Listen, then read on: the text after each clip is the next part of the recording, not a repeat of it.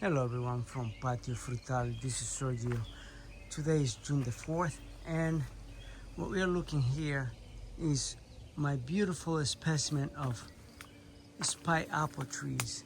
They are gorgeous. I mean, I work at it, but I haven't got any fruit in the last 3 years. And the cause of that is that I had another apple tree that was a cross-pollinator. These are two adult size. I have them for like around 14 years. And I want you to see the size of those trunks. They are good size.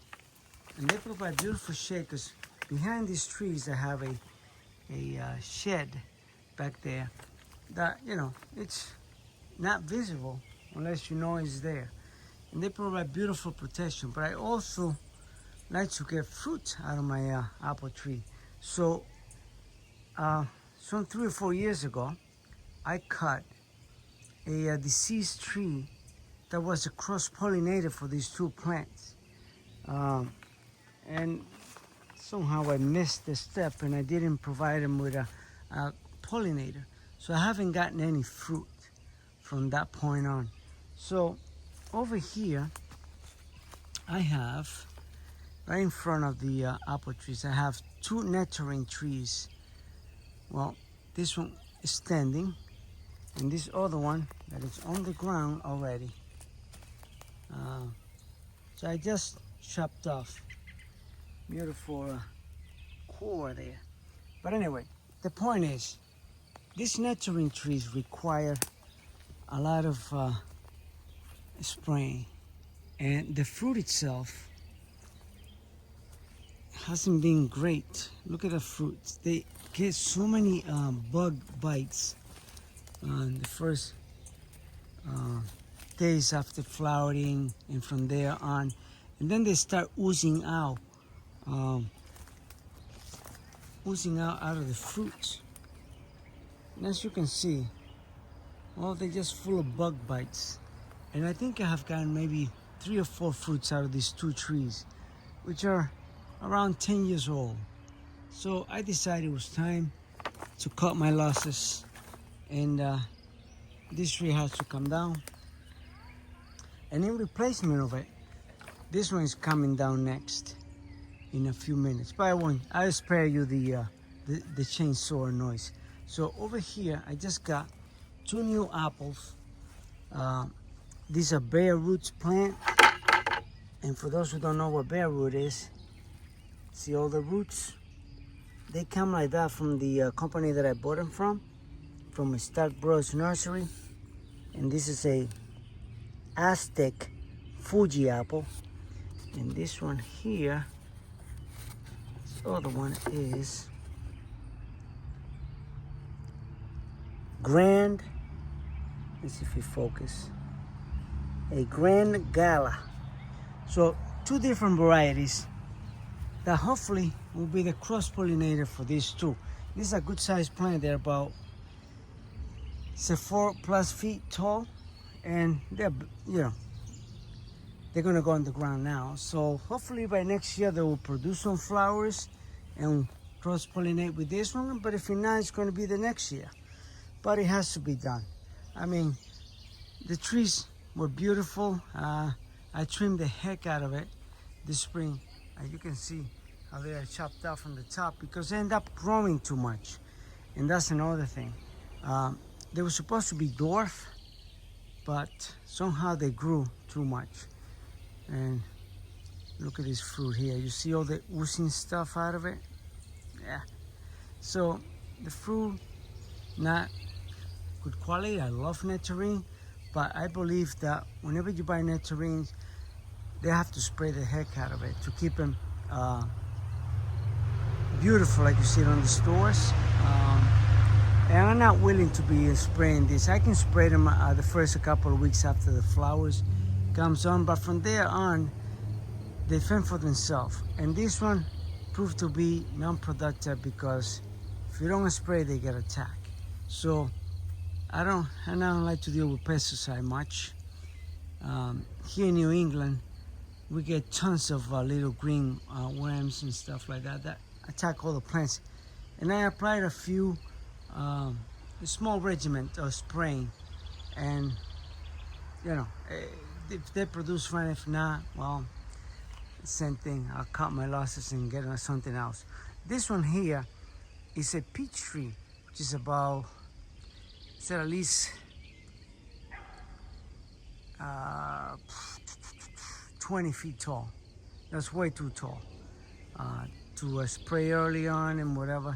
So this also probably gonna be in the chopping block. And as you see the replacements. So now I'm gonna show you what I have planted here. Oh, by the way, these are all my fig plants. So back here, I have two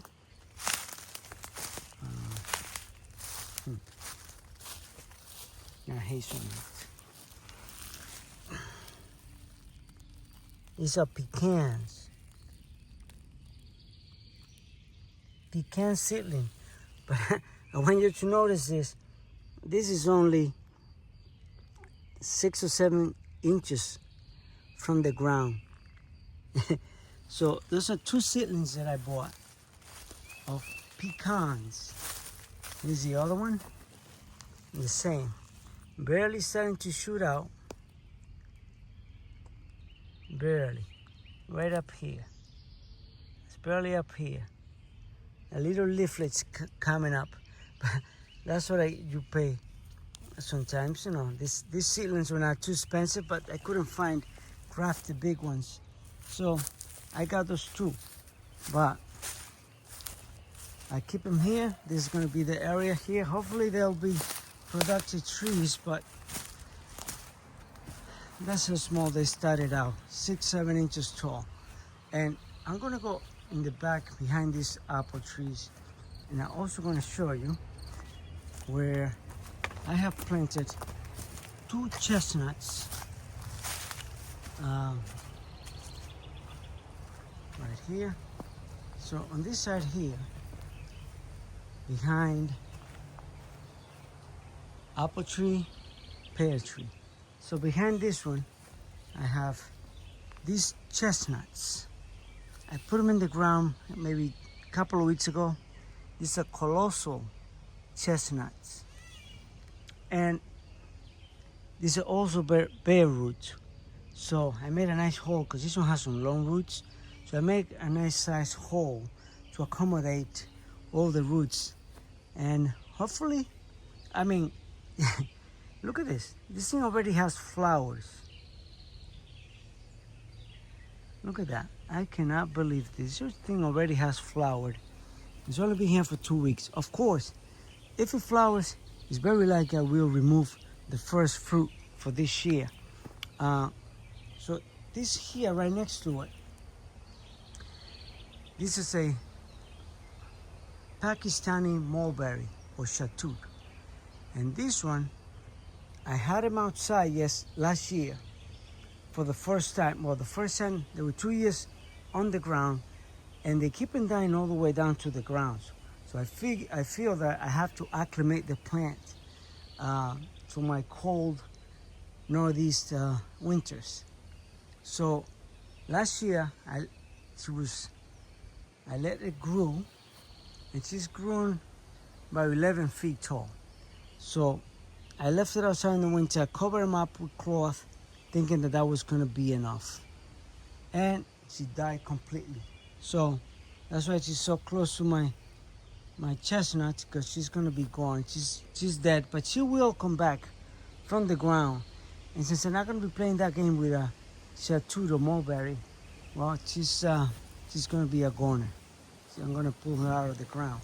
So this one here is the other chestnuts.